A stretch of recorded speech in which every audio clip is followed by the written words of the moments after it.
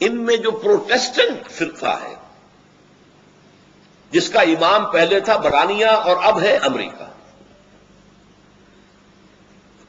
اور یہ ایک نسل ہے جس کو کہتے ہیں اینگلو سیکسن، تو ویسٹ کی ایک اصطلاح ہے وائٹ اینگلو سیکسن پروٹیسٹنٹس، یہ سب یہود کے پشت پناہ ہیں، مددگار ہیں، عیسائی، بلکہ یہاں تک کہ یہ یہودی جو مذہبی یہودی ہیں ان سے بھی زیادہ اسرائیل کے اس وقت سپورٹر ہیں۔ یہ ہمیں بتایا تھا ایک یہودی عالم نے، یا آج سے کچھ 6 سال پہلے تنظیم اسلامی نارتھ امریکہ کا کنونشن تھا ہیوسٹن میں، وہاں ہم نے ایک سیشن رکھا تھا جس میں ایک عیسائی کو ایک یہودی کو بھی بلایا تھا، تو ایک پروفیسر ایمیریٹس بڑا بوڑھا یہودی بھی آیا تھا، ڈاکٹر وشو گراڈ۔ اس نے 2 باتیں عجیب کہی تھی اور میں پھر اس سے اسی وجہ سے بعد میں علیحدہ بھی ملا۔ ایک تو میں حیران ہوا کہ اس نے کہا اسلام is the ideal religion for whole of mankind except the Jews,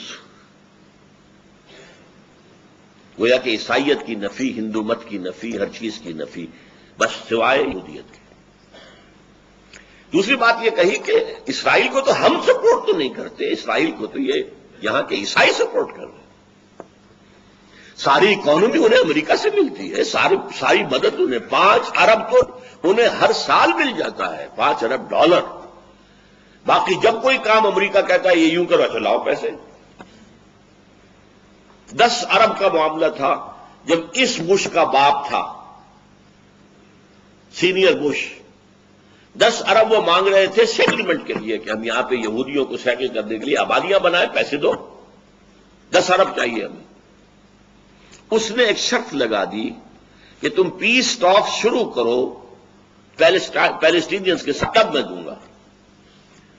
یہودی ناراض ہوئے، پیچ و تاب کھائے، لیکن ماننی پڑی اس وقت شرط، لیکن اس کی سزا یہ دی اس کو کہ اگلے الیکشن میں 0 ہو گیا، 10 ارب لے لیے، بدلہ اسے چکا لیا۔ تو عیسائیوں میں یہ Protestants, especially the Baptist, especially the evangelist, اب یہ الفاظ ایسے ہیں کہ جو آپ نہیں سمجھ سکتے، ان کی اکثریت ہے امریکہ کے اندر، اور وہ سپورٹ کر رہے ہیں اسرائیل، اور کس بنیاد پر کر رہے ہیں ذرا فرق ہے، مختلف۔ وہ بھی قائل ہے اس کے کہ آرمگیڈون ہونی چاہیے، عالمی جنگ تیسری جلد از جلد ہونی چاہیے، اس کے نتیجے میں گریٹر اسرائیل وجود میں آنا چاہیے، اس کے نتیجے میں 3rd ٹیمپل تعمیر ہونا چاہیے، اس کے نتیجے میں تھرون آف ڈیوڈ لا کر رکھا جائے، تخت داؤد علیہ السلام، تب حضرت عیسیٰ نازل ہوں گے دوبارہ اور اس تخت کے اوپر بیٹھ کر پوری دنیا پر حکومت کریں گے۔ یعنی پروگرام وہی ہے، فرق آئے، وہ اپنے مسیح اور یہ اپنے حضرت مسیح جیزس کرائسٹ ان کے منتظر، ان کے خیال میں ان کا مسیح آئے گا، وہ بیٹھے گا تخت داؤد پر، ان کے خیال میں حضرت عیسیٰ اتریں گے، وہ بیٹھیں گے تخت داؤد پر۔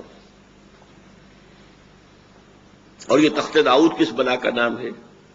ریسنٹلی مجھے اس کے مطالعے کا موقع ملا، ایک پتھر تھا جس پر کہ بیٹھ کر حضرت داؤد کی کورونیشن ہوئی تھی، تاج پوشی ہوئی تھی، بادشاہ مانا گیا تھا۔ ظاہر بات ہے کہ وہاں کوئی تھرون تو تھے ہی نہیں، ایک پتھر کے اوپر بیٹھ کر وہ کام ہوا۔ اسی پتھر پر حضرت سلیمان کی تاج پوشی ہوئی، وہ پتھر ان کے ہاں چلا آ رہا تھا۔ سن 70 عیسوی میں جب رومن جنرل نے تباہ کیا ہے معبد کو، تو وہ پتھر لے گیا روم سے وہ چلا گیا آئرلینڈ، وہ بہت بڑی جو کیتھولک جو آبادی ہے، آج بھی جنگ ہو رہی ہے کیتھولک کے اندر اور پروٹیسٹنٹس کے اندر آئرلینڈ میں، وہاں سے وہ آیا ہے انگلینڈ میں۔ انگلینڈ میں وہ پتھر جب آیا تو 14ویں صدی عیسوی میں اس کو ایک کرسی کے اندر سیٹ کے اعتبار سے بنا دیا گیا، اب وہ تھرون بن گیا، جیسے کہ تھرون ہوتے تھے، لیکن اس کی سیٹ اسی پتھر کی بنی ہوئی۔ وہ اب بھی موجود ہے، پتھر رکھا ہوا ہے، Westminster Abbey. Westminster ان کی پارلیمنٹ کی عمارت ہے، اس پارلیمنٹ کے ساتھ ایک چرچ ہے، ویسٹ منسٹر ایبے۔ اسی ایبے میں جا کر کوئی پرنس کی شادی ہوتی ہے، اسی طرح کرسی پہ بیٹھ کر انگریزوں کا حکمران جو ہے اس کی تاج پوشی کی جاتی ہے۔ یہ ابھی تک روایت چلی آ رہی ہے۔ تو ان کا خیال یہ ہے کہ وہ تخت بھی لا کر ہم رکھ دیں گے اس معبد میں کہ جو بنے گا، اور پھر اس پر حضرت مسیح نازل ہوں گے۔ اب یہ دونوں چیزیں سائیڈ بائی سائیڈ جا رہی ہیں۔ تھوڑا سا اختلاف اگر ہے تو یورپین جو مین طاقتیں ہیں، یورپ، سینٹرل یورپ کی اصل قوتیں کون سی ہیں؟ فرانس اور جرمنی۔ باقی چھوٹے چھوٹے ملک ہیں۔ انگلینڈ وہ ویسے بھی مین یورپ سے تو علیحدہ ہے، وہ تو ایک جزیرہ ہے، اور ویسے بھی وہ زمیمہ ہے یو ایس اے کا۔ اس حوالے سے یہ جو ہیں یہاں کیتھولک آباد ہے، جو کہ پوپ کو مانتے ہیں اپنا سربراہ۔